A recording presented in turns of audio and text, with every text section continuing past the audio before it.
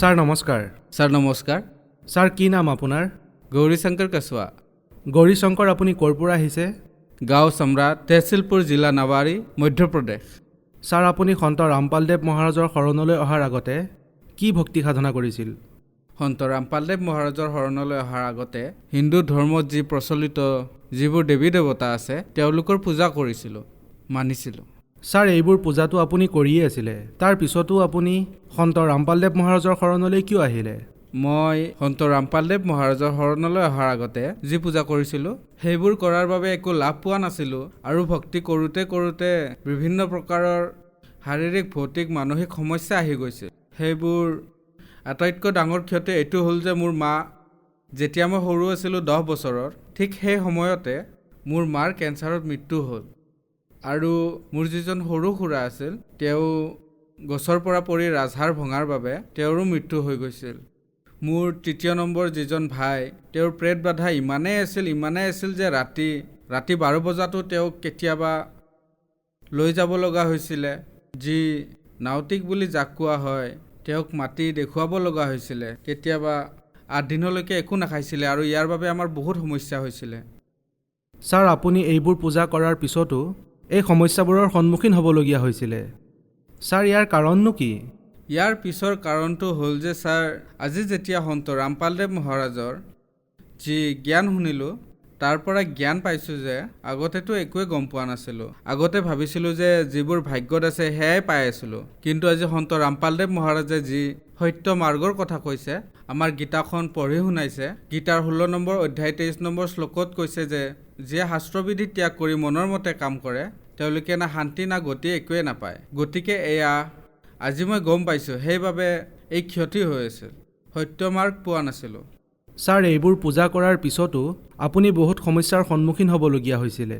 গতিকে ছাৰ আপুনি সন্ত ৰামপালদেৱ মহাৰাজৰ শৰণলৈ কিয় আহিলে?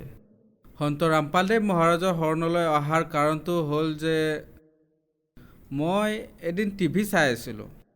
টিভি চাই থাকোঁতে সন্ত ৰামপালদেৱ মহাৰাজৰ সৎসংগ আহিল। সন্ত ৰামপালদেৱ মহাৰাজে ওলোটাকৈ ওলমি থকা যি সংসাৰৰূপী বৃক্ষ আছে তাৰ বিষয়ে বুজাই আছিলে। মই এই কথাৰ বাবেই প্ৰথমতেতো দুখীয়ে আছিলোঁ, কাৰণ মই সন্ত ৰামপালদেৱ মহাৰাজৰ শৰণলৈ অহাৰ আগতে ৰামায়ণ পঢ়িছিলোঁ, দেৱী ভাগৱত পঢ়িছিলোঁ, পুৰাণ, বিষ্ণু পুৰাণ পঢ়িছিলোঁ। ইয়াত মোৰ এটা সন্দেহ উৎপন্ন হৈ আছিল যে মানি লওক মই বিষ্ণু পুৰাণ পঢ়িলোঁ, তাত লিখা থাকে যে বিষ্ণুৱে সকলো, তেওঁৱেই সকলোৰে পালনহাৰ, তেওঁৱেই কৰ্তা।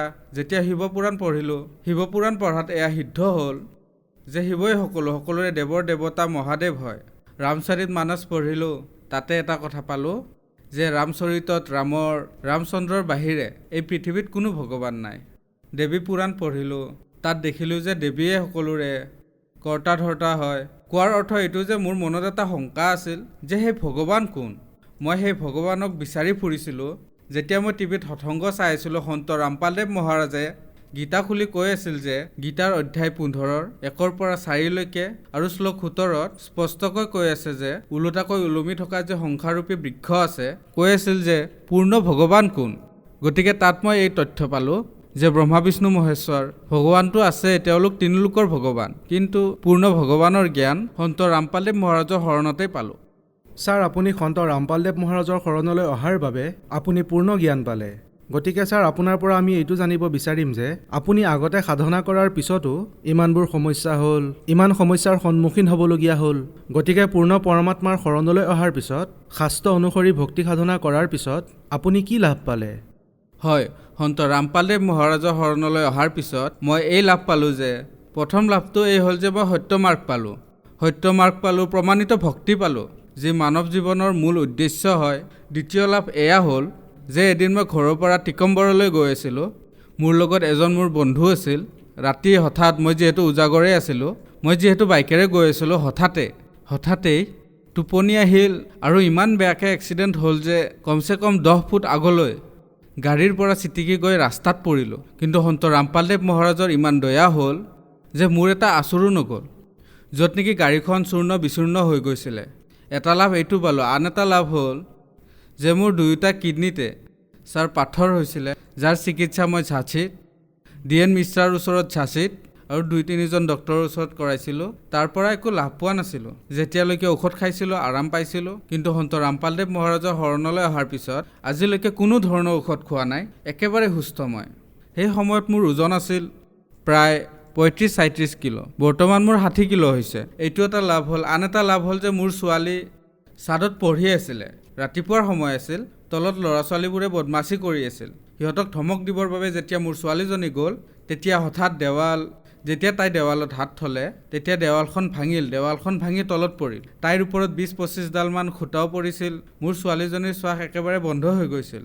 মোৰ ছোৱালীজনীৰ উশাহ বন্ধ হৈ গৈছিলে, তাই মৰিয়ে গৈছিলে। যিহেতু সন্ত ৰামপালদেৱ মহাৰাজৰ শৰণত আছিলোঁ, গতিকে তেওঁক প্ৰাৰ্থনা কৰিলোঁ যে হে মালিক, আপোনাৰ ছোৱালী এনেকৈ ছাদৰ পৰা পৰি গৈছে, উশাহ ল'ব পৰা নাই। তেতিয়া মালিকৰ আদেশ আহিল যে পুত্ৰ পৰমাত্মাই দয়া কৰিব, গতিকে তাইক সৰুকৈ এটা চিকিৎসা কৰাই দিয়া। গতিকে মই তাইক পিঠিত উঠাই হস্পিটাললৈ নিলোঁ। তালৈ গৈ মই তাইৰ আল্ট্ৰাছাউণ্ড আৰু 2-3টা এক্সৰে কৰালোঁ। তাতে একো নোলাল। আৰু গধূলি পৰমাত্মা সন্ত ৰামপালদেৱ মহাৰাজৰ দয়া হ'ল, ছোৱালীজনী খোজকাঢ়িব ধৰিলে। গাঁৱৰ মানুহে সকলো দেখিছিলে। চতুৰ্থ লাভ এয়া হ'ল যে মই আগতে LICৰ এজেণ্ট আছিলোঁ। গতিকে মোৰ গুটখাৰ ইমান বেয়াকৈ অভ্যাস হৈ গৈছিল।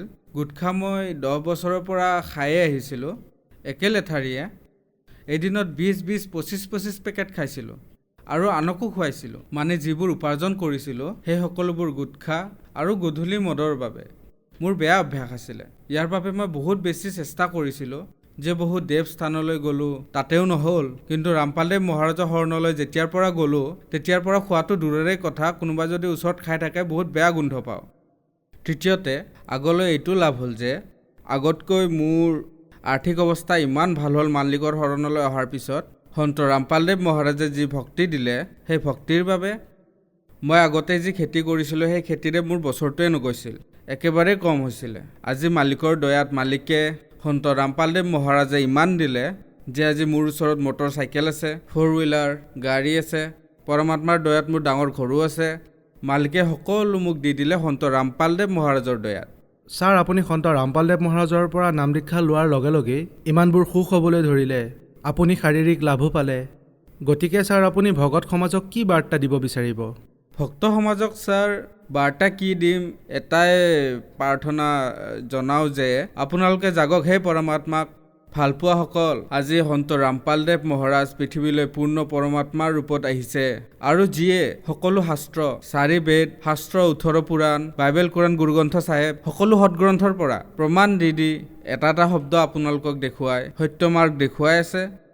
আৰু মুক্তিৰ এখনেই দুৱাৰ আছে, সেয়া সন্ত ৰামপালদেৱ মহাৰাজৰ ওচৰলৈ আহি আপোনালোকে নাম দীক্ষা লওক আৰু সৎভক্তি কৰক আৰু নিজৰ কল্যাণো কৰাওক। ছাৰ, আপুনি যিহেতু কৈছে যে হিন্দু ধৰ্মৰ বহুত ধৰ্মগ্ৰন্থ আপুনি অধ্যয়ন কৰিছে, আপুনি বহুত পূজাও কৰিছিলে, আৰু সন্ত ৰামপালদেৱ মহাৰাজ দেখাত বহুত সাধাৰণ, তেন্তে কি ছাৰ বাস্তৱত হিন্দু ধৰ্মৰ যিসকল ধৰ্মগুৰুৱে গেৰুৱা সাজপাৰ পিন্ধি থাকে, দীঘল মালা পিন্ধি থাকে গলত, তেন্তে ছাৰ এজন সন্তৰ পৰিচয় কি এই ধৰণেই হয় নেকি? নহয়, সন্ত ৰামপালদেৱ মহাৰাজে কৈছে যে সন্তৰ পৰিচয় বেশভূষা বা বিশেষ কাপোৰেৰে নহয়। আচলতে সন্তসকলৰ পৰিচয়টো সত্য জ্ঞানেৰেহে হয়।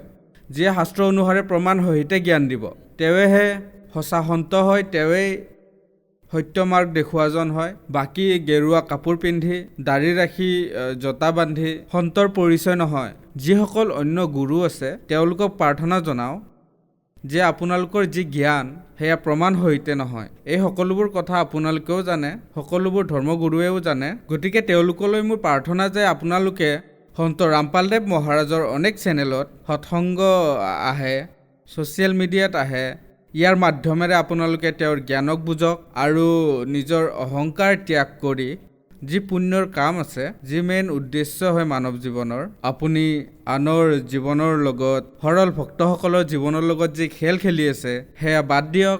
আপোনালোকে তেওঁলোকৰো কল্যাণ কৰাওক আৰু নিজৰ বুজাৰ পৰা মুক্ত হৈ আপোনালোকে নিজৰ কল্যাণো কৰাব পাৰে। হয়, বহুত ধন্যবাদ। সৎ চাহেব।